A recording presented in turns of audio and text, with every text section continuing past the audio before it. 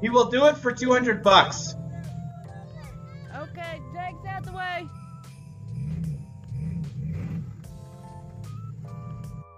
First things first, that's a Hemi, not a Cummins. That's my first comment. That's where he went wrong first.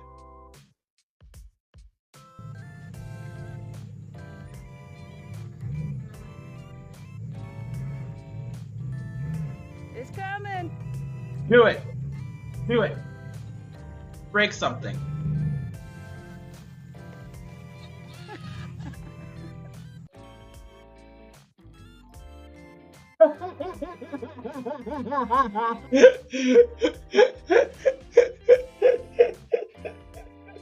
Why do we have to take life so serious all the time? Like, live like this guy.